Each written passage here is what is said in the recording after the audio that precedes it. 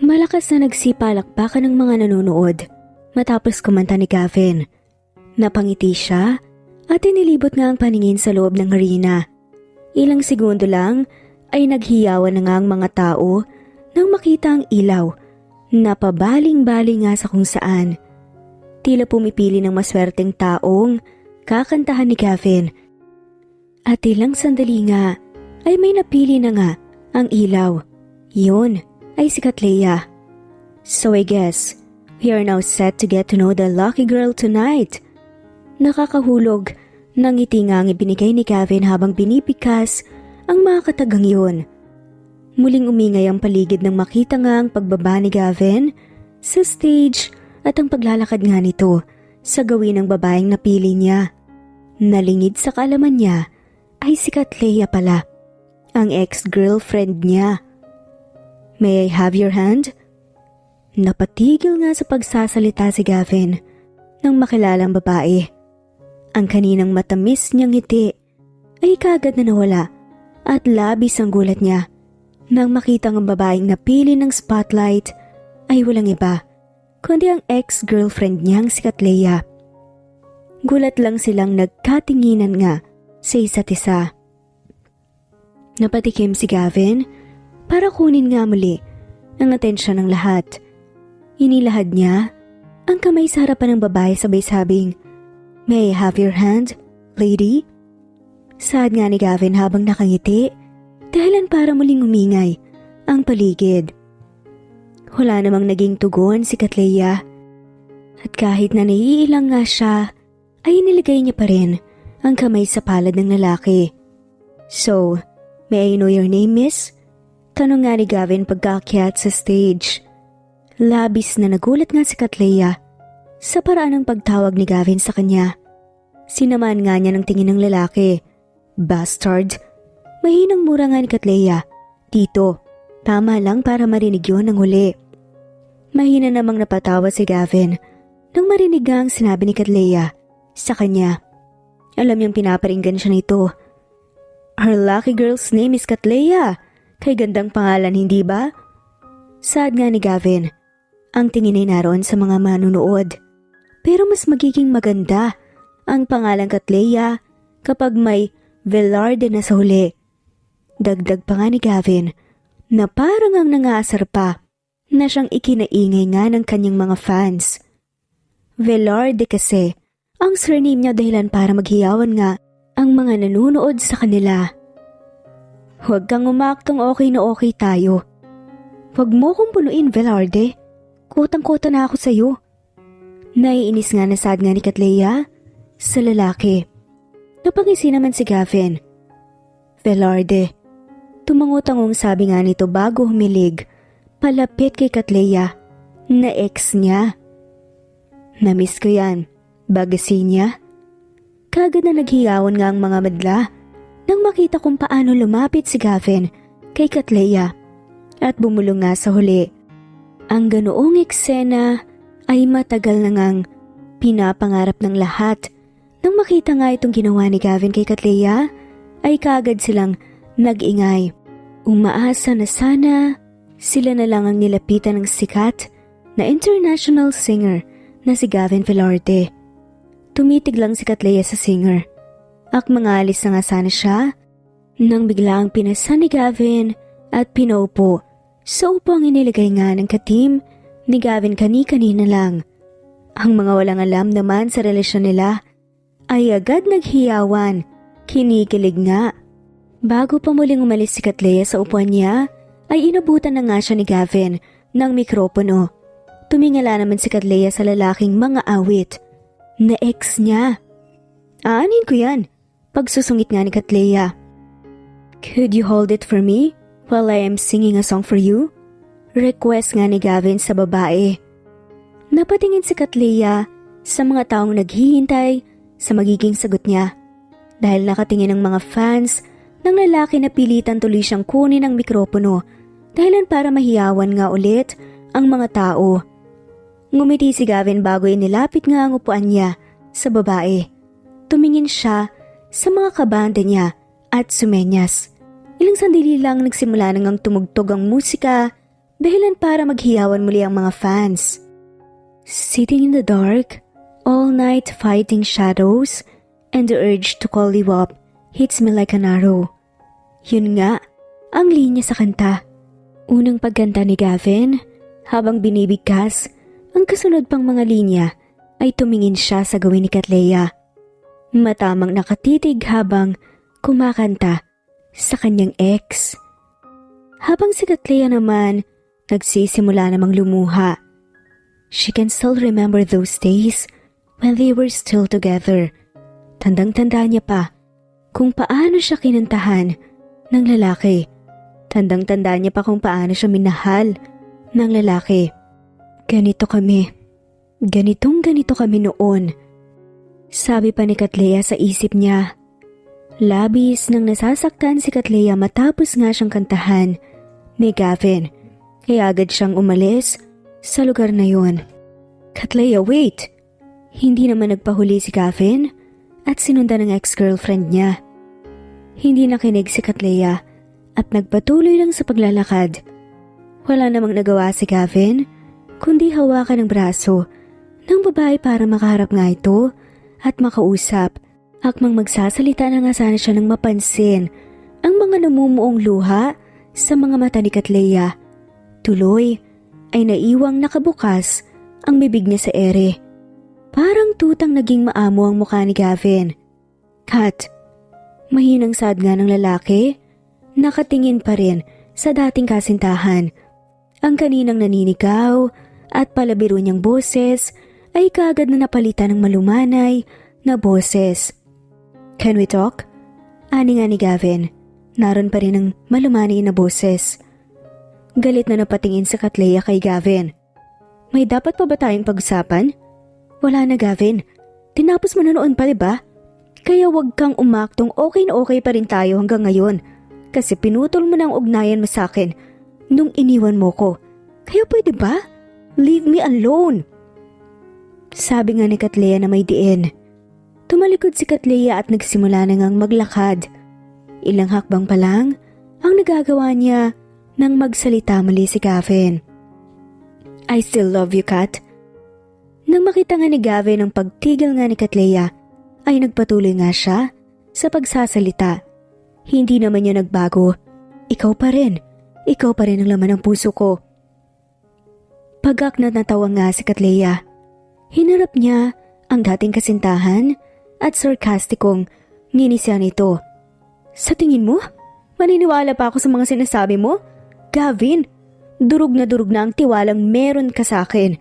Tinurog mo na noon pa. Kaya kahit ano pang sabihin mo, huwag kang mag-assume na maniniwala pa ako sa'yo dahil hindi na. Hindi na ako magpapauto pa sa'yo. Paninigaw nga ni Katleya, nanunumbat. Wala nang nagawa pa si Gavin. Nang pumara nga si Katleya ng taxi at umalis.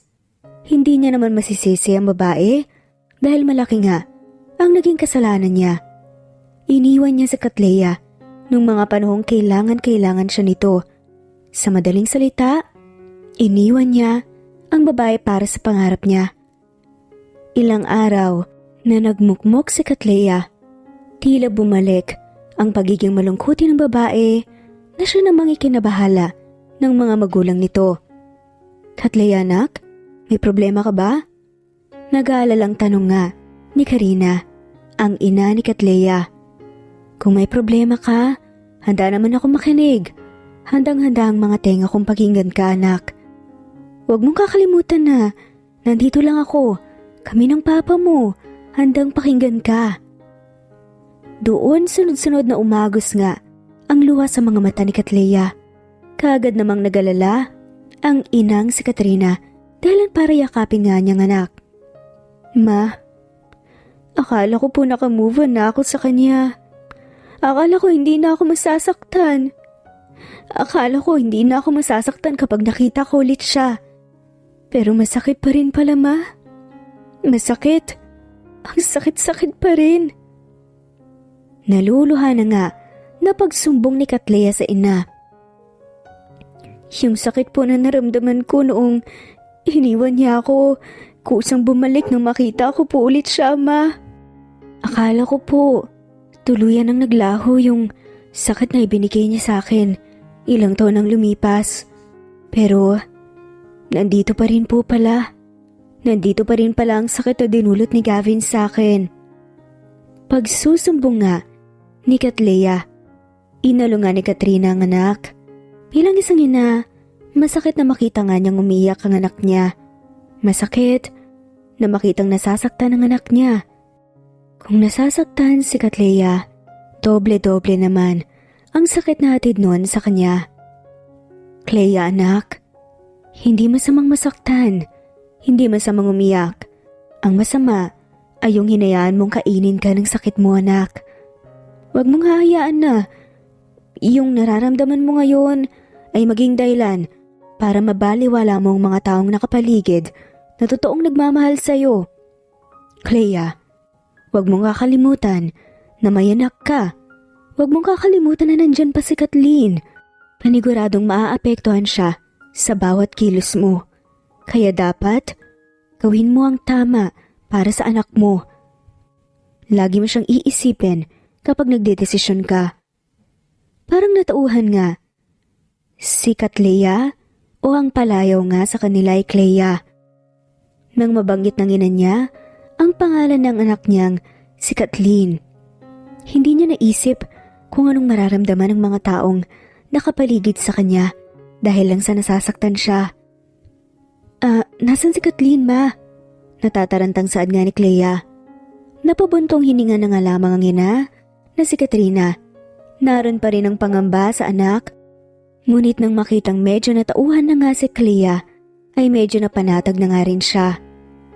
Naroon sa kwarto namin umiiyak. Muling napabuntong hininga ang ina nito. Alam mo naman yun, Clea. Umiiyak yun kapag nalaman niyang umiiyak ka.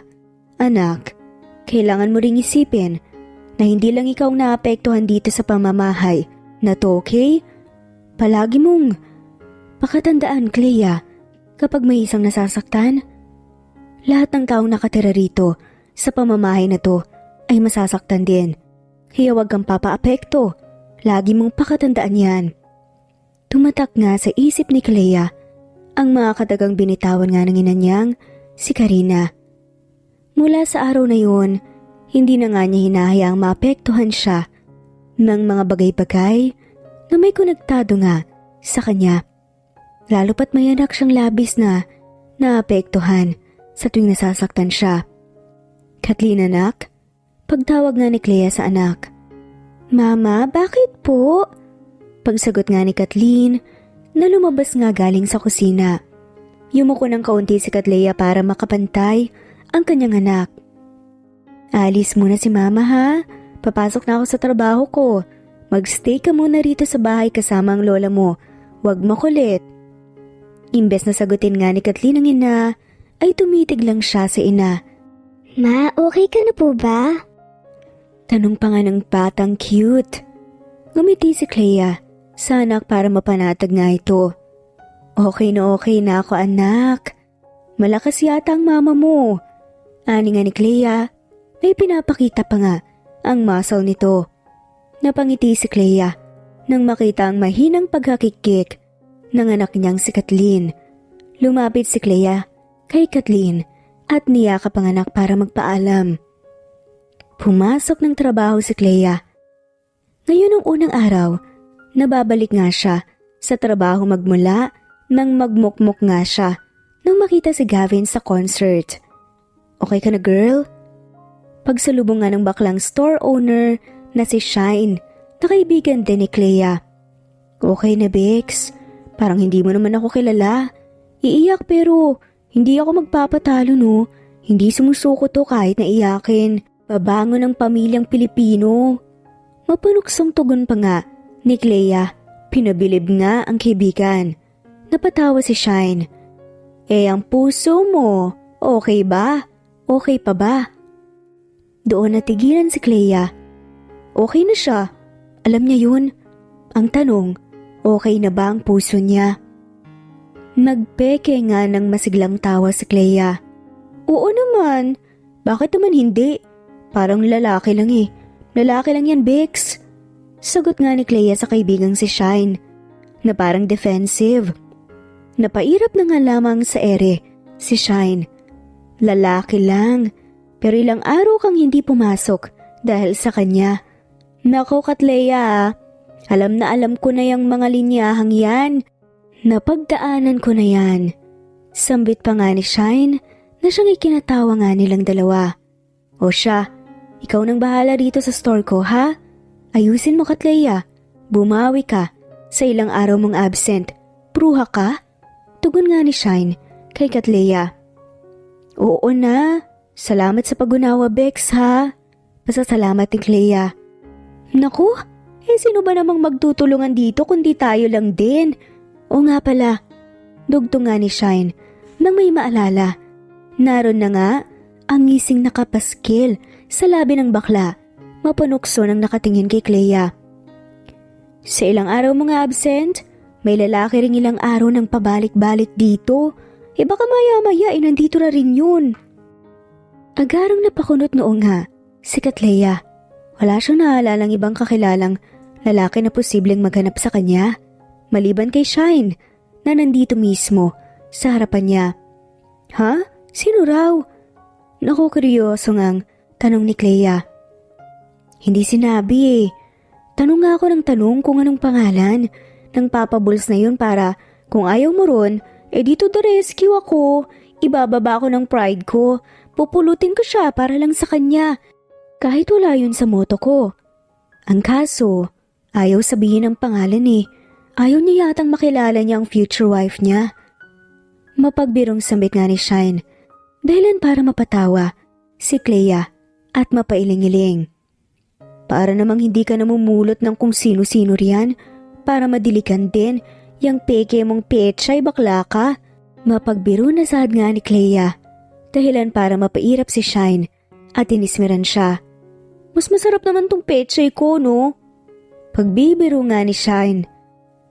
Paano mas masarap peke yan? Pagbibiro pa nga na panunukso ni Clea sa kaibigan. Napairap ang bakla. At least nadidiligan na araw-araw. Yung sayo, ilang taon nang hindi nadidiligan. Biro nga pabalik nito dahilan para magtawanan nga sila. Ewan ko sayo. Sige na, alis na. Ako nang bahala rito sa pechay. Sa store mo. Mapanuksong biro ni Clea. Napailing-iling na nga lamang si Shine. O siya, yun na. Asikasuhin mo kapag pumunta ulit dito. Customer din yun, Clea. Walang personalan dito. Bilin nga ni Shine sa dalaga. Oo na po, masusunod madam. Sad nga ng babae dito. Nang makalis nga si Shine, kagad na nagayos na nga si Clea. Kinuha niya ang uniforme niya at sinuot yun. Nang matapos ay inasikaso na nga niya ang mga gawain sa loob ng store. Kasalukuyan niyang inaayos ang mga gamit nang biglang tumunog ang chain sa may pinto ng store. Tanda na may pumasok nga na customer. Kita ni Clea ang sunod-sunod na pagpasok ng mga customer. Halos kilala naman niya ang lahat dahil naging suki na nga rin ito sa store na pinagtatrabahuan niya. Welcome back, Hining! Sambit nga ni Manang Lucia. Suki na nga sa naturang tindahan. Salamat po. Magalang naman na naging tugon ni Clea. Sa kabilang banda, habang busy nga si Clea sa pag-aasikaso sa mga customers, ay hindi niya namalayan ang pagdating ni Gavin sa loob ng tindahan. Dahil nakita niyang busy pa nga si Clea, nagtingin-tingin siya ng mga pagkain sa loob. Hinihintay na makalapit nga ng matiwasay sa dating kasintahan. Thank you. Tanging naging tugon na nga lamang ni Clea sa customer habang nginigitian nga ito. Nanatili namang nakatingin sa malayo si Gavin. Pinagmamastan ang mga matatamis ng ngiting ibinibigay ni Clea sa mga naging suki nga nito. Bagay na gusto nga niyang maranasan ulit mula sa dalaga. Namimiss niya ang dalaga. Batid niyang galit pa rin ito sa kanya dahilan para magatubili siyang lumapit kay Clea. Takot nga siyang layuan siya ulit ng dalaga. 283 po. Bahagyang natigilan nga si Clea ng pagangat nga niya ng kanyang paningin sa customer. Mukha ni Gavin nga ang sumalubong sa kanya. Parang naiwan nga sa ere ang nakabuka nga niyang labi, ngunit kaagad naman siyang nakabawi. Kat, thank you sir. Hindi na nga natapos pa sa pagsasalita si Gavin nang madaling kunin nga ni Clea ang pera ng lalaki at sinuklian yon bago nagpasalamat. Bagay na ikinahihiya nga ni Gavin. Ayaw siyang makausap ni Clea. Yun kaagad ang pumasok sa isip niya. Kat, I need to talk. May kailangan pa po ba kayo sir? May nakapila pa po kasi pasensya na po ha. Kahit galit si Clea, nagbeke pa rin siya ng ngiti sa lalaki. Besides, customer is always right pa din. Bagay na kailangan nga niyang gawin para hindi maging issue sa iba pang customer. Napalingon naman si Gavin sa likuran niya. Nang mapansin ang mataas pang pila, kaagad na nga lamang siyang napabuntong hininga. Humingi siya nang paumanin sa nakasunod nga sa kanya bago siya napilitang kunin ang pinamili nga niya. I'll wait for you outside. Huling sabi nga ni Gavin bago umalis. Nang mapansin ni Clea ang naiwang grape juice, ay kaagad nga niyang tinawag ang lalaki. Gav. Napatigil nga sa pagsasalita si Clea. Nang pumasok sa isip niya, ang tinawag nga sa lalaki. Mahina niyang tinampal ang bibig bago tinawag muli ang dating kasintahan. Sir, naiwan mo po ang grape juice niyo. Napasagit-sit pa nga si Clea nang mapalayo si Gavin. Mukhang para sa iyo yan ate. Sambit ng isang dalagita. Nakasuot pa nga ito ng uniforme. Naku, yung mga ganyang style, alam na alam ko na yan. Mag-iiwan ng pagkain o kaya drinks. Tapos dahil sa naiwan, ayun, mapapansin na. Tapos boom, magugulat ka na lang na nagkakamabutihan na pala kayo. Tapos yun, magko-confess sa isa't isa. Sa una masaya pa, pero sa break-up lang din pala babagsak. Naku, wag ka na ate. Bibigyan ka lang ng sakit sa puso niyan. Wag ka na dyan ate. Mataas na litanya nga ng estudyante. Dahilan para mapatawa nga ang iba pang mga nakapilang customer. Binigyan na nga ako ng sakit sa puso nun be. Tumpak na tumpak ka. Walang sablay. Naging sambit na nga lamang ni Clea sa isip niya. Nang matapos ngang masikaso lahat ng mga customer, ay naisip nga ni Clea na maglinis na nga lamang muna. Dahil maliit lang naman ang tindahan, siya na nga lamang mag-isa ang nagbabantay. Paminsan-minsan, tumutulong naman si Shine sa kanya pero dahil nga ilang araw din siyang absent, inako nga niyang trabaho para naman madiligan sandali ang kaibigan. Nang mapansin ang trash can na puno na ng mga basura, ay kinuha nga ni Clea ang supot. Balak na ilagay sa mas malaking trash bin. Kasalukuyang naglalakad nga si Clea nang may biglaang umagaw sa daladala niyang basura. Hay! Malakas nga na naging sambit nga ni Clea. Gulat na gulat. Napatawa naman si Gavin sa naging reaksyon ng dalaga. Habang siya nakangisi, inis na inis naman si Clea. Ano bang sa tingin mo ginagawa mo ha? Supladang sambit ni Clea sa lalaki. Nagsasalubong ang kilay. Nasa labas naman sila at walang mga customer. Kaya sinusupladahan niya ang lalaki. Imbes na ma-turn off nga kay Clea, ay napangisi na nga lamang si Gavin. Alam na alam niya ang mga kinikilos nga ng babae. Helping my future wife? Patanong na naging sagot nga ni Gavin. Naroon ang mapanuksong ngisi sa mga labi. Labi sa mga nainis si Clea.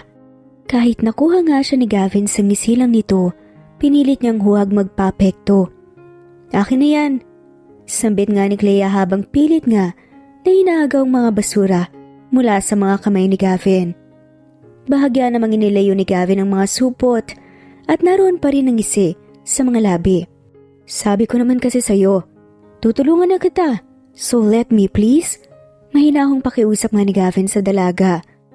Hindi mo naman to trabaho eh. Napahinto si Clea nang sumbat si Gavin.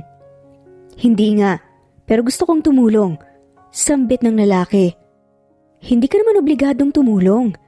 Napatigil na naman sa pagsasalita si Clea nang sumabat nga muli si Gavin sa kanya. Alam ko, dahil kusa akong tumulong sa'yo. Mahinahon pa ring sambit ni Gavin. Inis na napatigil si Clea sa pakikipag-agaw sa supot ng basura at inis na tumingala kay Gavin. Stop with your moves, Velarde. Hindi mo ako makukuha riyan, okay? Inis ngang sambit ni Clea. Kat, tawag nga muli sa kanya ni Gavin. Bago pa man makapagtapos nga ng pagsasalita si Gavin, ay inis nang itinulak ni Clea ang supot ng basura palapit sa lalaki. O hayan, gusto mong kunin to, di ba? Yan na, kainin mo. Inis na sambit nga ni Clea bago uungot-ungot nga at padabog na pumasok muli sa pinagtatrabahuang tindahan. Si Gavin, na naiwan sa labas, ay napangisi at napailing na nga lamang. Ang bilis talagang mainis ng isang yun, kung di ko lang yun mahal. Tanging sambit nga ni Gavin sa isip niya bago tinapon nga ang mga basura. Sa sumunod nga na araw, pumalik ulit si Gavin sa tindahang pinagtatrabahuan ni Clea. Pagkapasok nga niya sa tindahan ay kaagad na hinanap ng mga mata niya ang dalaga. Ngunit hindi niya ito makita sa may counter. Nanatili pa ring nakatayo si Gavin sa may pintuan. Nakahawak sa pinto, nag-aatubiling pumasok. Welcome! Labis na lamang ang gulat ni Clea nang sumalubong nga sa paningin niya ang mukha na naman ng ex niyang si Gavin. Kagad namang napalitan ng matamis, nangiti ang kaninang walang emosyong mukha ni Gavin na siya namang ikinairap na nga lamang ni Clea. Imbes na bumalik nga sa counter, ay nagpatuloy ito sa ginagawa. Tuluyan namang pumasok si Gavin at pinagmamasdan ng dalaga sa ginagawa nito. Ang lagkit ng tingin niya kay Clea. Tuluyan namang pumasok si Gavin at pinagmamasdan ng dalaga. Kagaya kahapon, nakasuot pa rin siya ng bonnet at glasses para hindi nga siya makilala ng mga tao dahil sikat nga si Gavin. Nagtagumpay naman siya dahil hindi nga siya nakikilala. May ilan na nakakapansin nga pero pinilit niyang huwag magpahalata dahil gulo lang ang aabutin niya sa store na ayaw niyang mangyari kailanman dahil alam niyang pag nagkataon magagalit talaga si Clea sa kanya.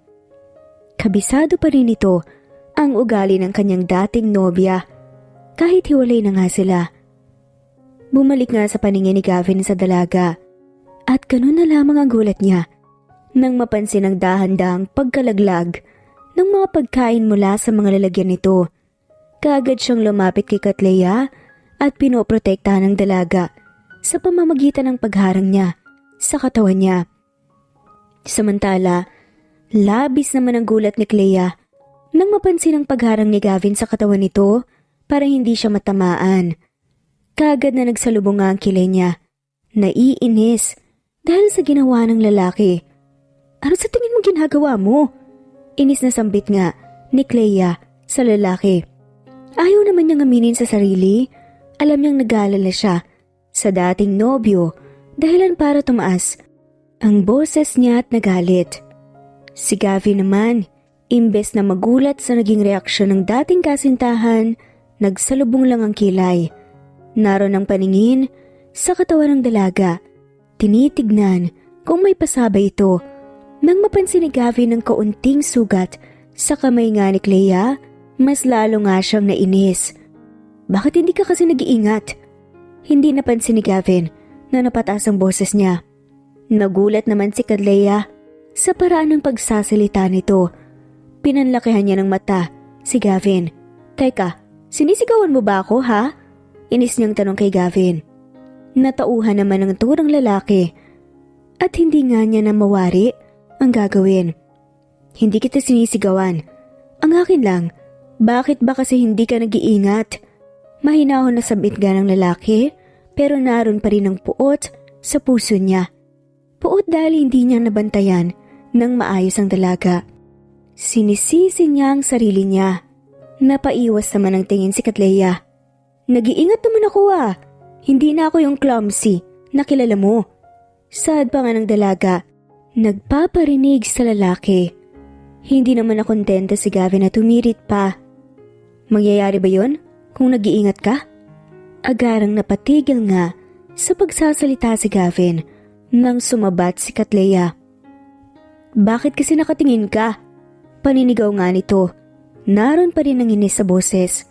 Sa paraan ng tono niya ay parang sinisisi niya ang lalaki kung bakit ito tingin ang tingin sa kanya. Samantala, ganun na lamang ang gulat ni Gavin sa narinig. Nang matauhan, agad na lumapad nga ang ngiti sa mga labi niya. Nang mapansin naman niya ni Katleya, kaagad nga siyang napaiwas ng tingin. Bahala ka na nga riyan. Mabilis na sambit ni Clea bago iwan ng lalaki. Nanatiling nakangiti, sumunod nga si Gavin sa dalaga. Humilig nga siya sa counter. Ang tingin ay naroon pa rin sa bisin ng dalaga.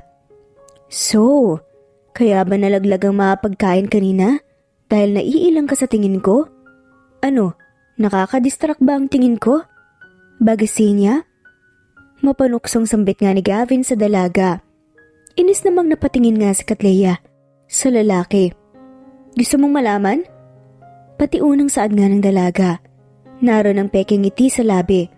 Nakakabaliw ang tingin mo. Naiinis ako, kaya sa inis ko, gusto kong ihagis lahat ng mga gamit dito sa pagmumukha mo. Lubayan mo nga ako, Velarde, wala kang makukuha sa akin. Prangkang saad nga ni Katleya.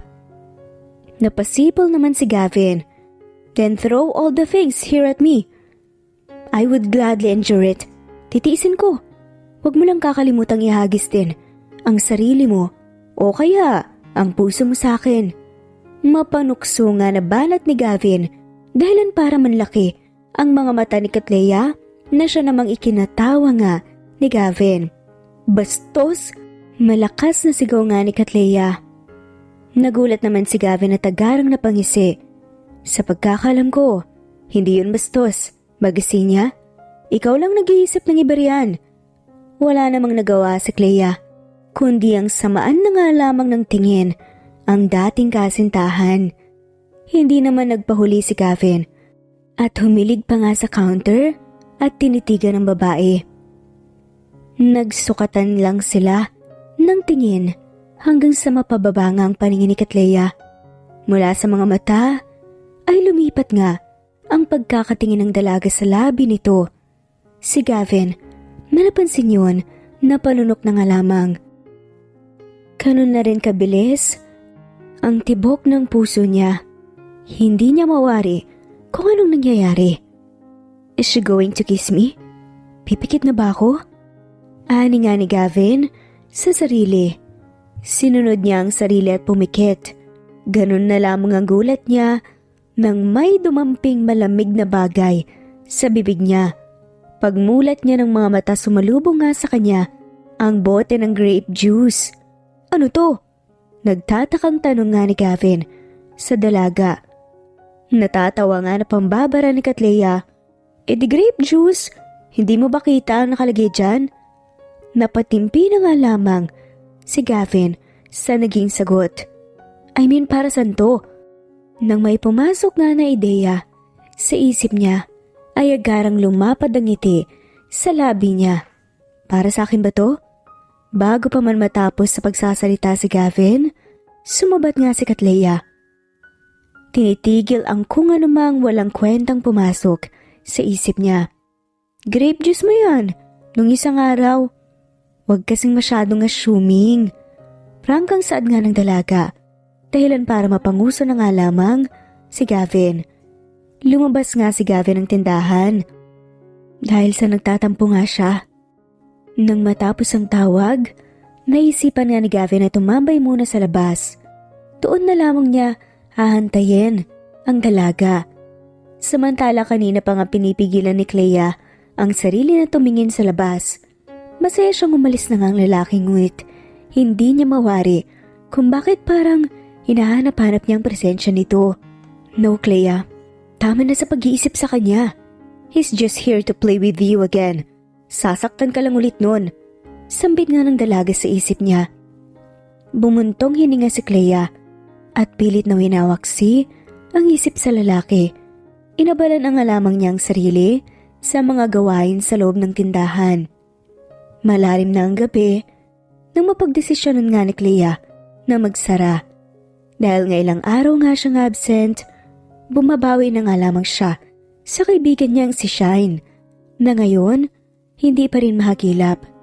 Hindi rin niya masisisi ang kaibigan dahil ilang araw nga itong nagpuyat sa tindahan para sa kanya. Kasalukuyang naglalakad si Clea sa labas ng tindahan nang may biglang magsalita sa gilid niya. "Uwi ka na?" Ganun na lamang ang gulat niya nang makita si Gavin na kanina pa pala naghihintay sa kanya sa labasan. Tila naantig nga ang puso ng dalaga. May parte nga sa puso niyang masaya siyang makita ang lalaking naghihintay sa kanya. But knowing Clea, hindi niya hayaang makita at mabasa yon ng lalaki sa mukha niya.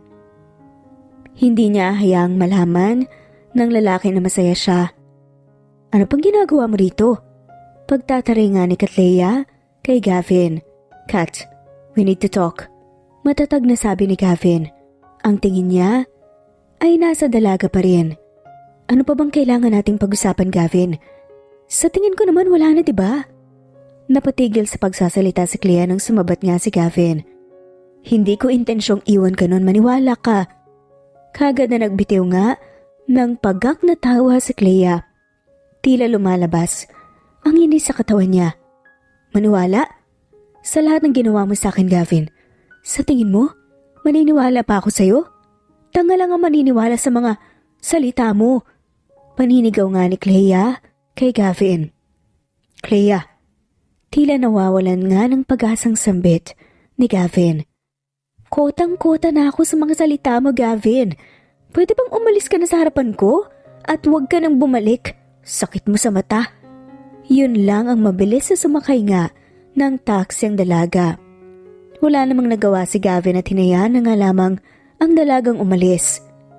"Sige lang," bakasi niya. "Try your luck to push me away. Pinupursige mo lang ang sarili kong ipanalo ka ulit." Yun na nga lamang ang nasabi ni Gavin sa sarili.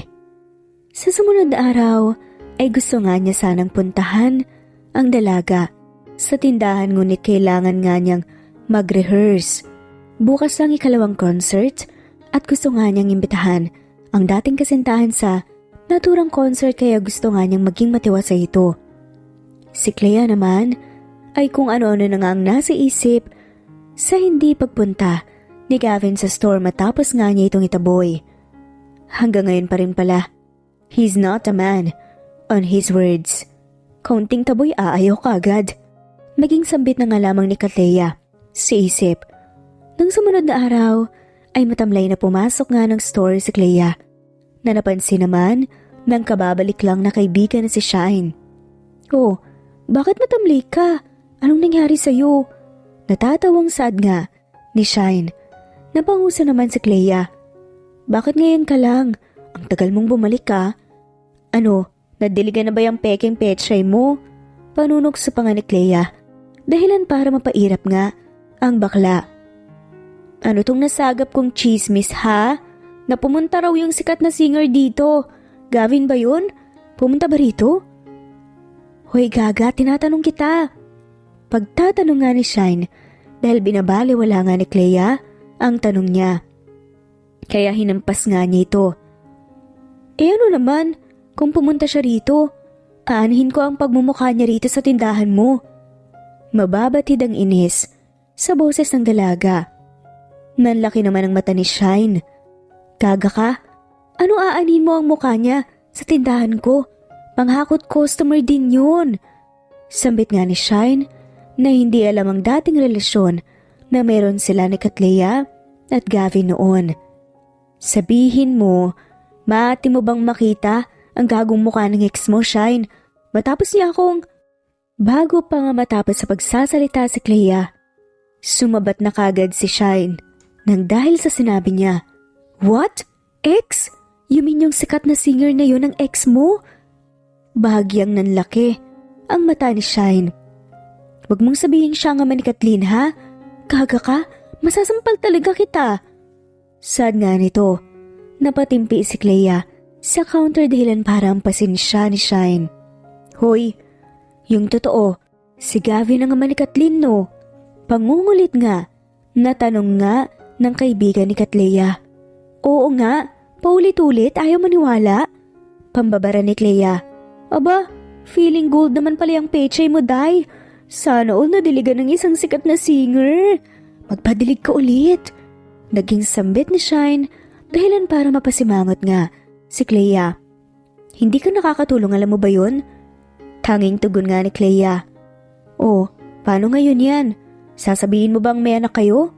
Panguusisa nga ni Shine. Hindi, mang swerte naman niya kung ganun, Bex. Hindi niya deserve ang isang Kathleen. Sobrang bait ng batang yun. Hindi niya deserve ang isang gagong ama. Pangangatwiran nga ni Clea sa kaibigan. Napabuntong hininga naman si Shine. Alam mo, Kat, wala akong karapatang manghimasok sa kung anumang relasyon na meron kayo. Dahil hindi ko alam ang buong kwento niyo. Pero, ayaw mo bang magkaroon ng kumpletong pamilya si Kathleen? Alam mo kasi, iba kapag nasa broken family ang bata. Si Kathleen mismong maapektuhan nun. Wika pa nga ni Shine na medyo sumeryoso na nga. Napabuntong hininga si Clea. Hindi ko naman pinapabayaan si Kathleen, Bex.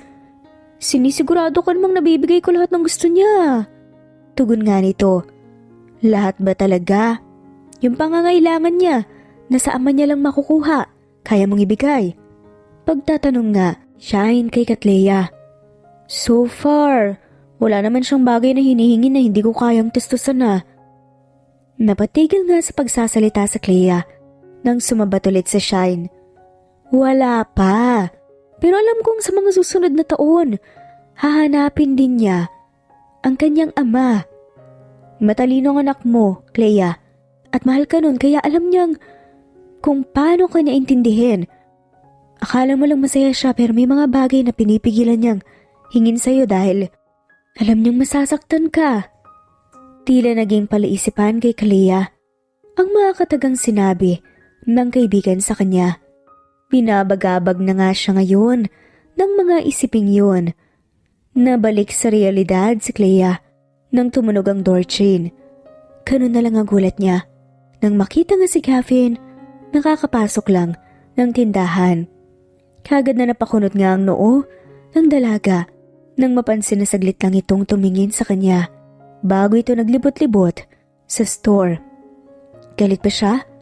Tanging naging sambit ni Clea sa isip niya.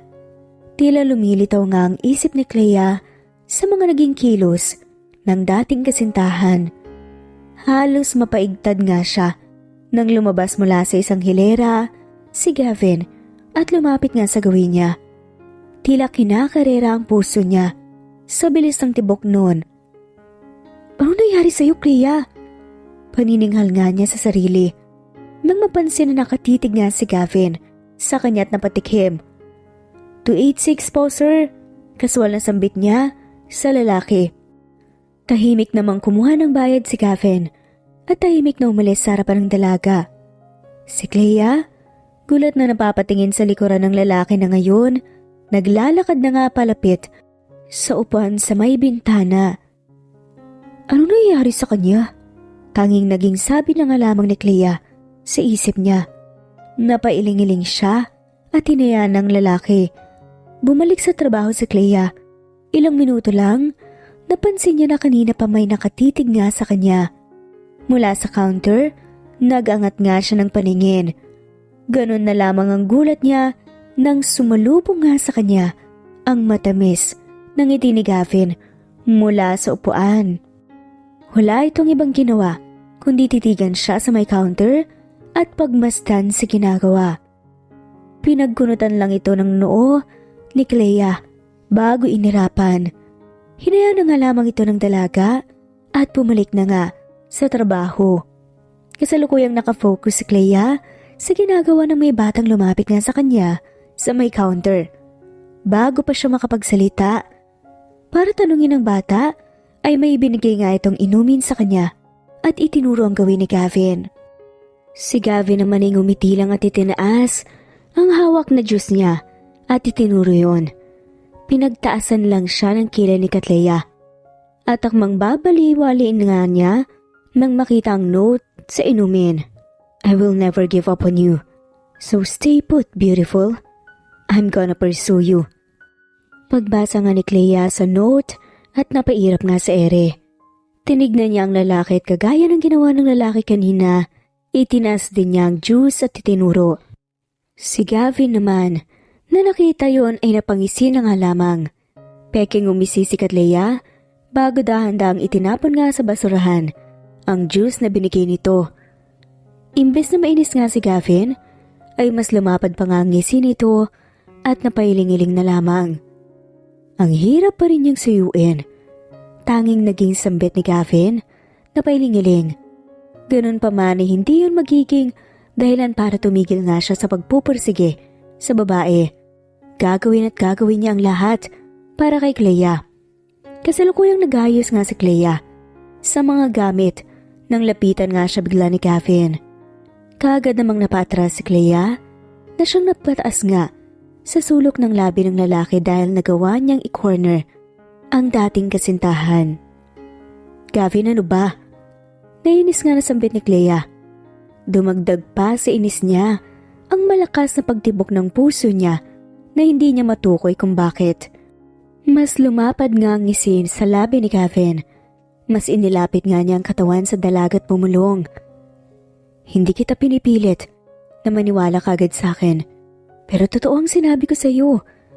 Hindi ko intensyon yun. Lumayo si Gavin mula sa dalagat, tinitigan nga ito. May concert ako bukas. Pumunta ka.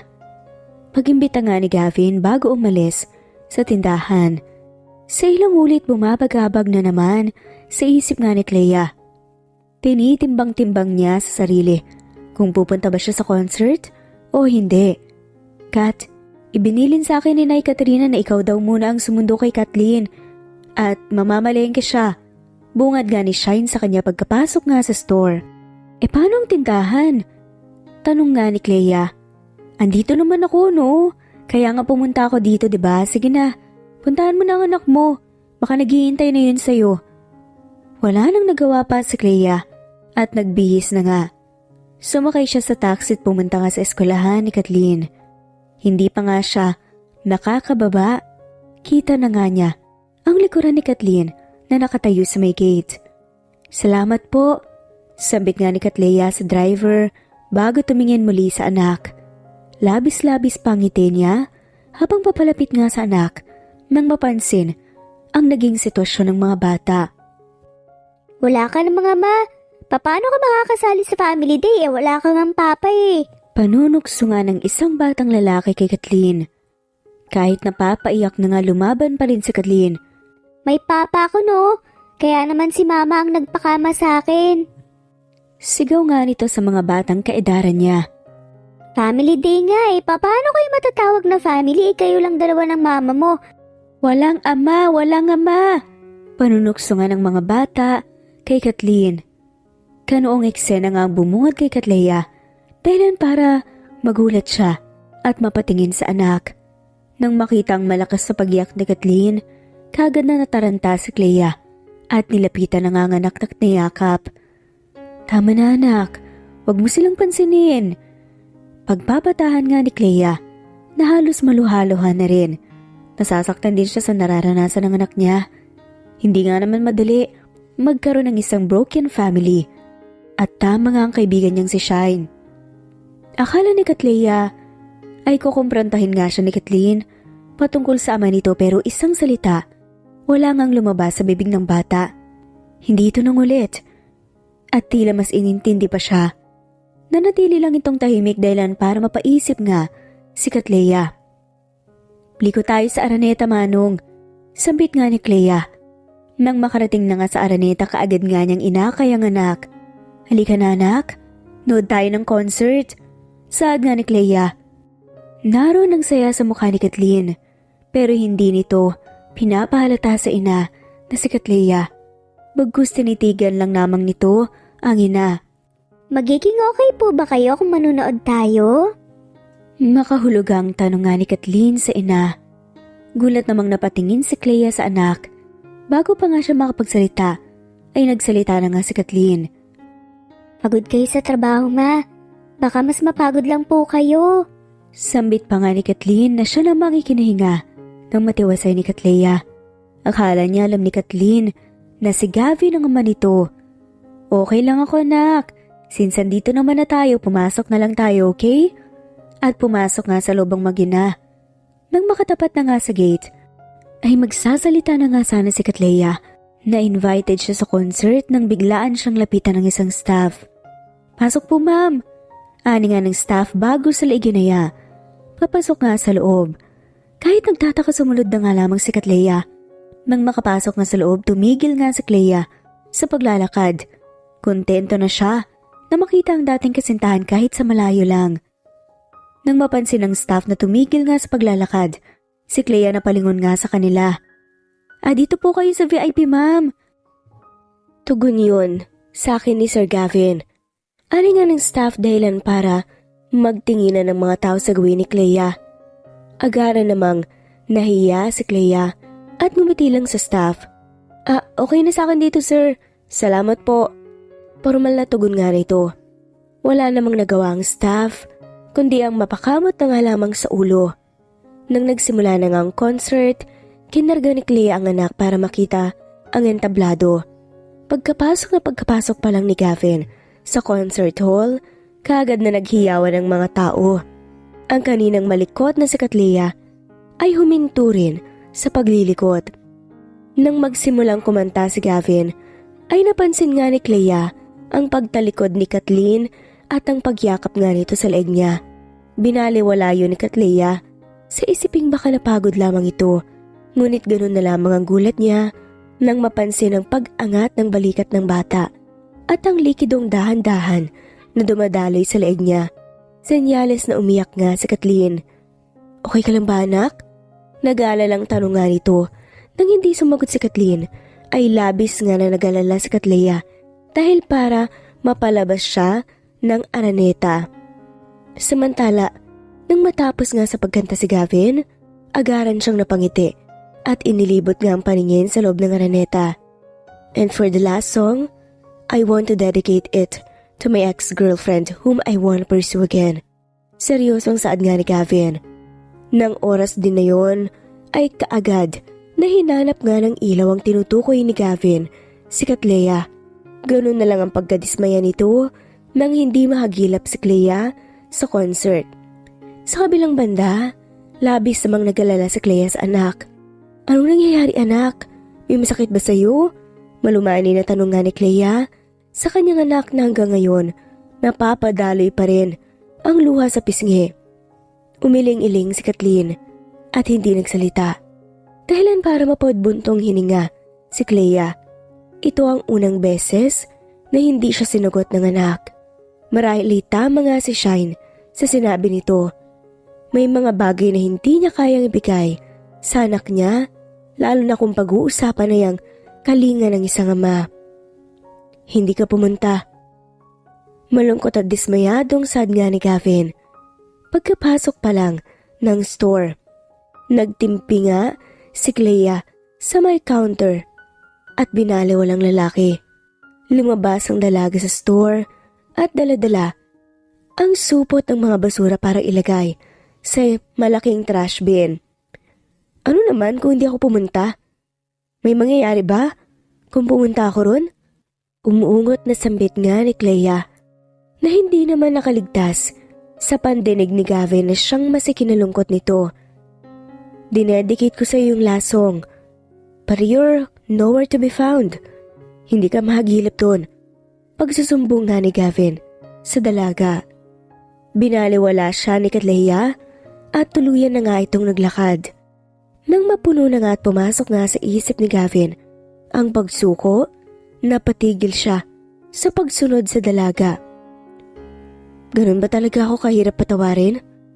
Naroon nga sa boses ni Gavin ang lungkot at sakit. Kahit hindi ka nakatingin sa kanya, sa boses pa lang, masasabi mong malungkot na nga ito.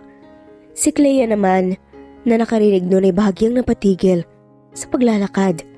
Unti-unting narinig, nawalan nga ng lakas ang mga kamay niyang nakahawak sa mga supot ng basura dahilan para dumaustos, pababa na hinayaan na nga lamang ng dalaga.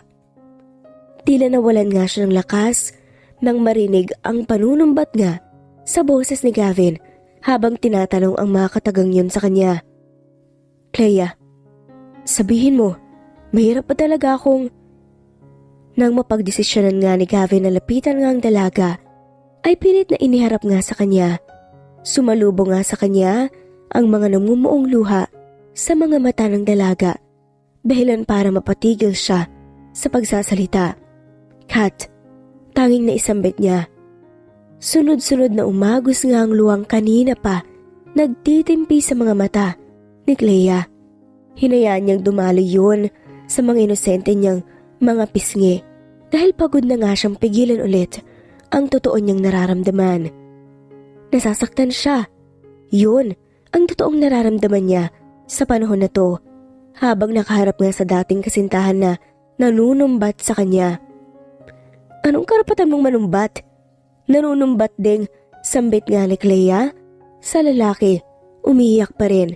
Lumapit nga si Clea kay Gavin at nasasaktang pinaghampas ang lalaki. Anong karapatan mong manumbat sa akin, Gavin, ha? Sino bang nang iwan sa ating dalawa? Ikaw, di ba?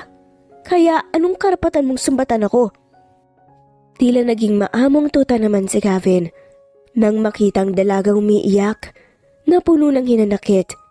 Hinayaan niyang dalagang hampasin siya dahil nararapat lang yun sa kanya. I'm sorry if I drag you into this. Mahinang sabi ni Gavin. Ang tingin ay nakay Clea pa rin. Sorry kung nasaktan kita. Sorry kung nasasaktan ka na naman ngayon dahil sa akin. Mahinahon at malumanay nga na sambit ni Gavin sa dalaga. Kung hindi lang ako nahirapan noon. Kung hindi lang ako nahirapan na pagsabayin ang pakikipagrelasyon ko sa'yo at ang pag-abot ko sa pangarap ko. Kat, gusto kong malaman mo na mas pinili ko ang pangarap ko para sa kinabukasan natin. Pag-open up nga ni Gavin sa nakaraan na siya namang ikinagalit ni Clea. Pangarap? Ano sa tingin mo gagawin ko, ha? Magiging masaya ako dahil iniwan mo ako ng para sa kinabukasan natin? Tandaan mo, may nangyari sa atin at pagkatapos nun iniwan mo lang ako sa ere. Ano sa tingin mo ang magiging reaksyon ko nun? Ang mararamdaman ko? Ngingiti sa'yo na parang wala lang yun? Ilang taon akong nagdusa, Gavin. Ilang taon kong hinarap lahat ng pagsubok na naranasan ko dahil sa'yo. Tapos ngayon, sasabihin mong iniwan mo ko para sa kinabukasan? Pwede naman tayong magtulungan na. Bakit umabot pa sa puntong iiwan mo ko sa ere? Ni isang balita wala akong nakuha sa'yo. Sana man lang, pinaalam mo sa akin ang plano mo. Hindi yung bigla-bigla ka na lang nang iiwan. Gavin, anong klaseng rason yun? Malakas na sigaw nga ni Clea at umiiyak pa rin. Mapait na napangiti si Gavin. Alam ko, Clea. Alam kong gago ako sa part na yun. Iniwan kita, kaya may karapatan ka magalit. Pero, huwag mong kakalimutan na ginagawa ko lang lahat ng to para sa atin. Pagak na tumawa si Clea. Grabeng pag-iisip yan. Ayaw mo lang talagang aminin na nagpaka-selfish ka. Ginawa mo lang lahat yun para sa sarili mo. Kaya pwede ba? Bago pa kita masapak, umalis ka na sa harapan ko. Galit na sambit nga ng babae. Tila yata bumabalik ang luhang iniyak niya kanina. Wala nang nagawa pa si Gavin kundi umalis na nga lamang sa lugar. Naiwan namang umiiyak si Clea. Nasasaktan pa rin sa lahat ng nangyari sa buhay niya. Sa sumunod na araw, ay patingin-tingin nga si Clea sa may pintuan ng store. Tinitignan kung pumasok ba si Gavin o hindi. Anong mukha yan, Day? Naging sambit nga ni Shine nang mapansin ang pagkabusangot nga sa mukha ni Clea. Nakanguso nga ang lalaki at walang lakas na umupo sa upuan niya. Bumuntong hininga siya. Napansin naman ni Shine na gustong mapag-isa ng kaibigan dahilan para iniwan nga niya ang dalaga sa counter. Samantala nakatayo naman si Gavin, di kalayuan sa pintuan ng store. Nag-aatubili nga siyang pumunta sa umpisa pero gusto nga niyang siguraduhin na okay lang si Clea. Ngayon ay parang gusto na nga niya munang tanawin mula sa malayong babae. Makita niya lamang na maayos ang kalagayan ng dalaga, okay na nga siya. Sa kabilang banda, nakakulot noong tumigil nga si Kathleen sa paglalakad at tumabi na nga sa lalaking nakatayo di kalayuan sa store na pinagtatrabahuan ng mama niya. Ginaya niya ang ginagawa ng lalaki at kuryosong nakatingin na nga lamang sa tindahan. Napagdesisyonan ni Gavin na umalis na lamang. Ako mga alis na nga sana siya nang may magsalita sa gilid niya. Hindi niya napansin na may bata palang nakatayo sa gilid niya. Matayaw niyong pumasok. Mabait naman po yung nagbabantay dyan. Sambit ng batang si Kathleen. Tumingin naman si Gavin sa bata at laking gulat niya nang makitang kamukha niya ito. Biglang bumilis ang tibok ng puso niya at parang may kung ano nga siyang naramdaman sa sarili. Pakiramdam niya, nananalamin nga siya sa pamamagitan lang ng pagtingin sa batang si Kathleen. May kung anong pumasok sa isip niya. Gusto niyang isipin ang mga yon, ngunit kaagad niyang iwinaksi. Alam niyang wala siyang anak kay Katleya. Sa pagkakaalam niya, hindi nga nagbunga. Ang plano nga niyang pakikisiping sa dalaga bago niya ito iniwan para matali nga ito sa kanya. Oo, dahil sa hirap, kinuha nga niyang oportunidad na ipagpatuloy ang musika sa ibang bansa. Dahil mahal na mahal niya si Clea, ay may binilin nga siya rito. Yun ay isang responsibilidad na siyang maghugnay sa kanilang dalawa kapag babalik na nga siya sa buhay nito. Sa pag-aakalang hindi nagbunga, ang naging plano niya ay nahihirapan nga siyang kunin ulit ang mahal niya. Nahihiya po ba kayo? Halika, sasamahan po kita. Saad pa nga ng cute na bata. Wala nang nagawa pa si Gavin nang hilahin na nga siya ni Kathleen papasok ng store. Dahil sa pagtunog nga ng door chain, kagad na dumapo nga ang paningin ni Katleya roon. Ganun na nga lamang ang gulat niya nang makita nga na magkasama nga ang kanyang anak at si Gavin. Mama, I've got someone here. Mukhang nahihiya po siyang pumasok kaya sinamahan ko na po. Inosenteng saad nga ni Kathleen na siyang nagpakaba kay Clea. Ha? Sige anak, halika muna rito. I've got something for you. Kabadong sambit na nga lamang ni Katleya. Nang akmang lalapit na nga si Kathleen sa ina, ay hinawakan nga ni Gavin ang bata. Pinipigilan ito sa pagalis. Yumuko si Gavin upang makapantay ang bata. Thank you for helping me, kiddo.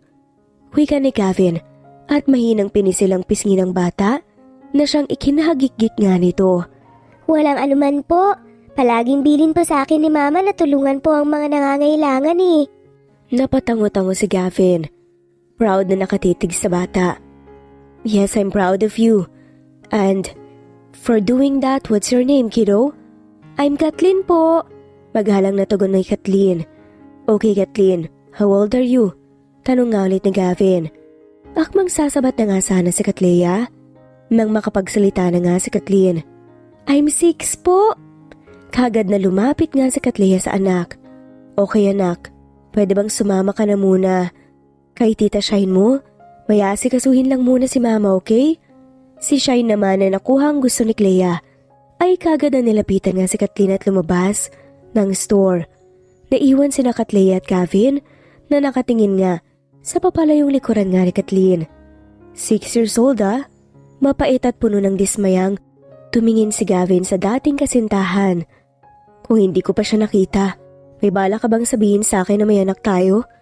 Puno ng hinanakit na wika ni Gavin. Hindi naman siya pinansin ni Clea at tinalikuran lang.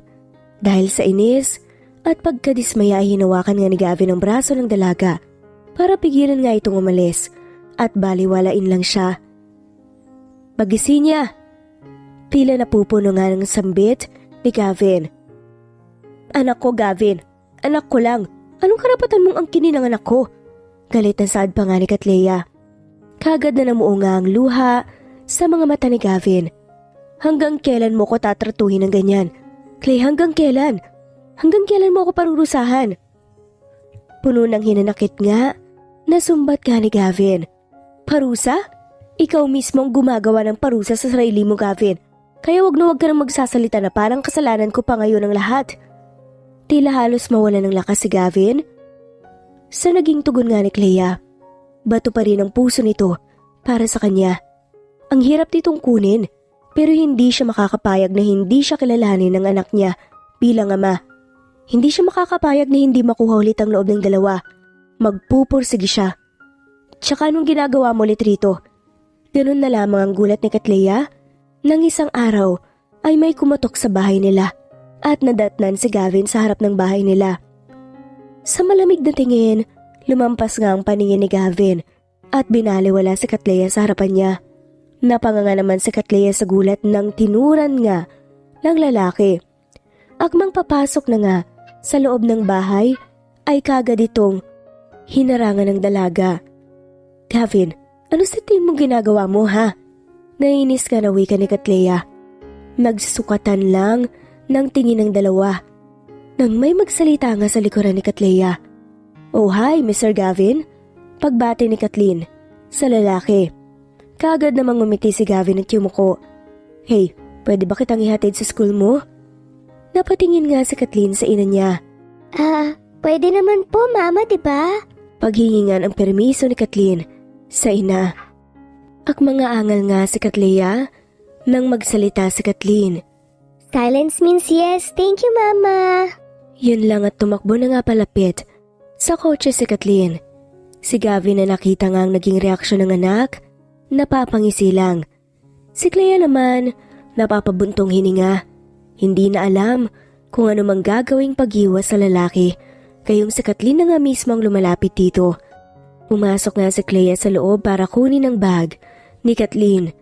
Akmang kukunin na nga niya sana ang bag nang mapansin na nakabukas nga ito. Isasara na nga sana niya ang bag ng bata nang mapansin ang nakaipit na maliit na bagay sa notebook nito. Kinuha yun ni Clea at tinignan. Ganun na lamang ang gulat nang makita nga ang lumang litrato nila ni Gavin noon. Nung mga panahong magkasintahan pa lang silang dalawa. Doon sa isang nagsilaglagan ng mga luha ni Clea. Doon sumagi sa isip niya ang kakaibang kilos ng anak niya sa tuwing nasa paligid nga ang figura ni Gavin. Tanda niya pa ang pag-request ni Kathleen na ilipat nga sa ibang channel ng TV.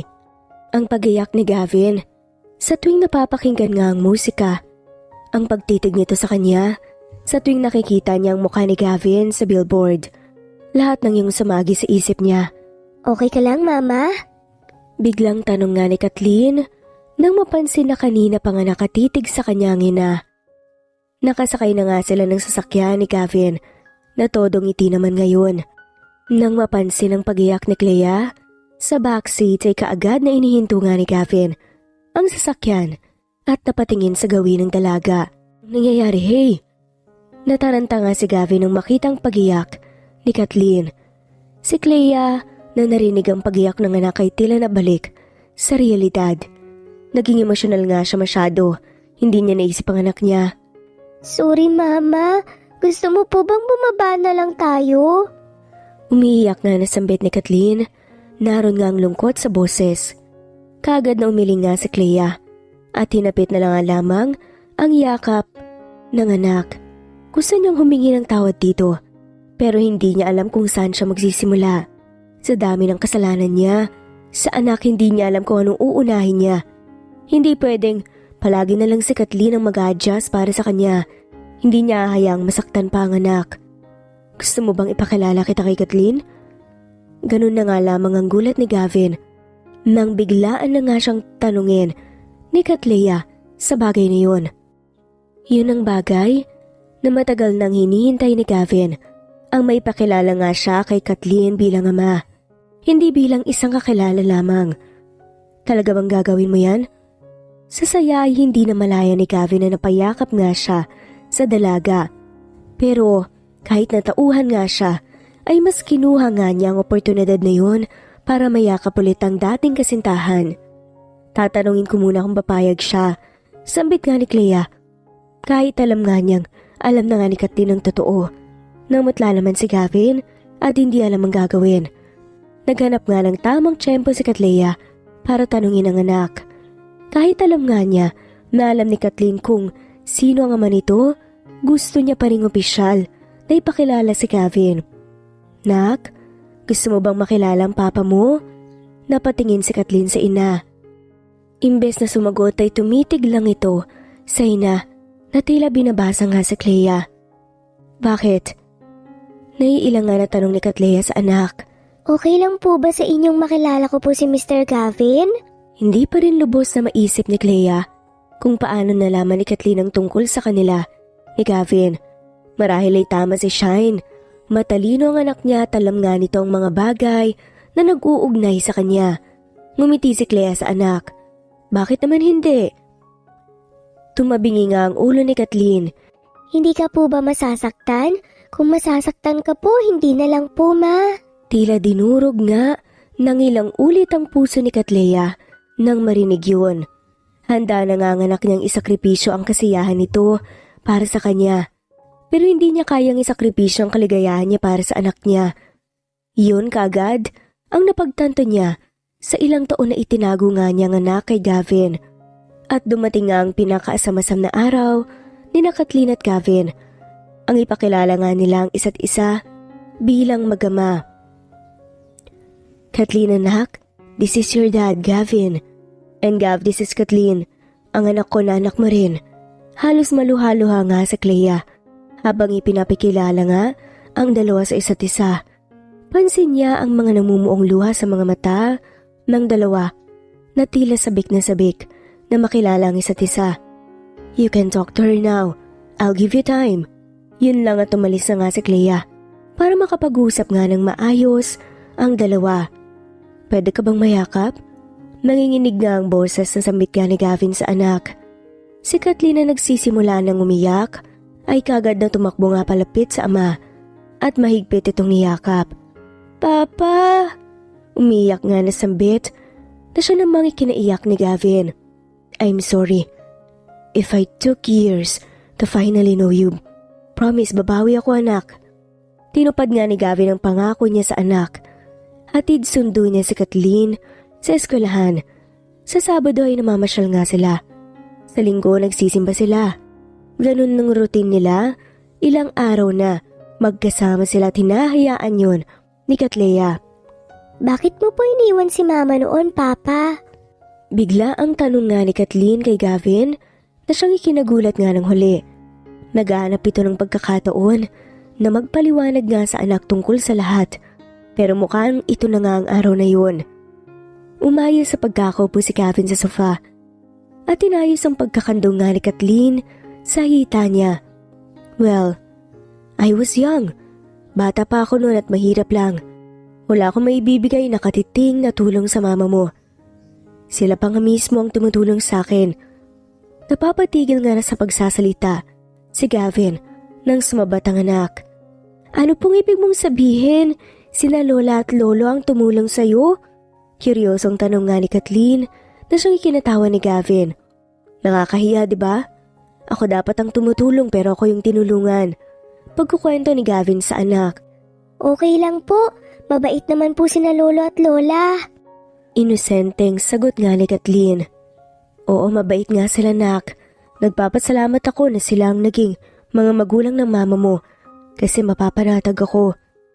Nung namulat ako sa katotohanang hindi ko pa kayang magtayo ng sariling pamilya, kahit alam kong magagalit sa akin ng lola at lolo, ginawa pa rin kita para mapanatag ang loob ko na kahit naging malayo ko, alam kong may babalikan ako.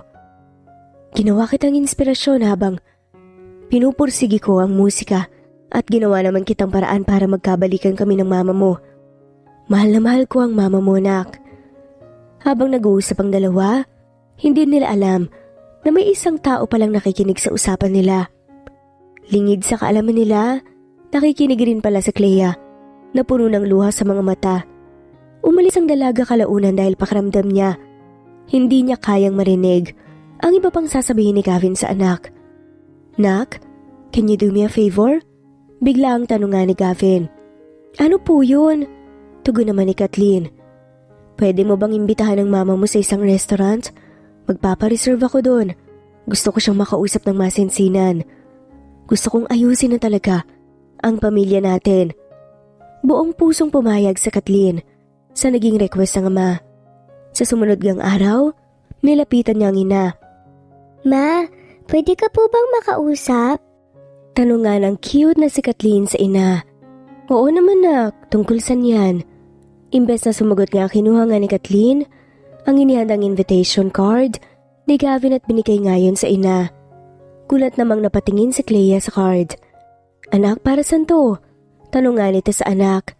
Pumunta ka raw po dyan, Ma. Wika nga ni Kathleen sa ina. Anak, napatingin si Clea sa anak. Please? Pagsusumamo ng anak na si Kathleen. Pero anak, napatigil nga sa pagsasalita si Clea. Nang magsalita nga si Kathleen. Ayaw mo bang sumaya ako, Ma? Tila nangungonsensya pa nga nasambit ni Kathleen. Dahilan para matigilan nga si Clea. Napapabuntong hininga na nga lamang siya. Hindi alam ang gagawin. Nang dumating ang araw na nakasaad nga sa imbitasyon, nagmuni-muni si Clea kung pupunta ba siya o hindi. Hanggang sa napunta nga siya sa isang desisyon. Desisyon na kayang makapagpabago nga sa takbo ng buhay nilang mag-ina. Pumunta si Clea sa nasabing restaurant. Nang makarating ay sinalubong nga siya ng isang staff at iginaya nga papasok sa loob.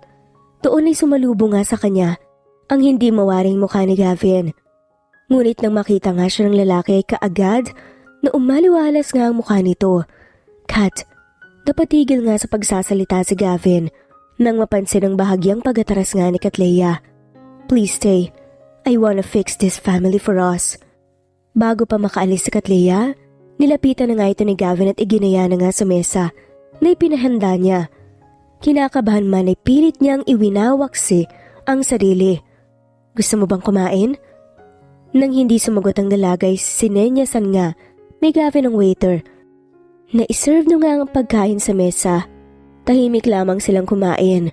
Sinusubukan ni Gavin na magsimula ng usapan para maayos ang pamilya. Ngunit nanatiling tahimik si Clea. Dahilan para mawala ng boses ang lalaki.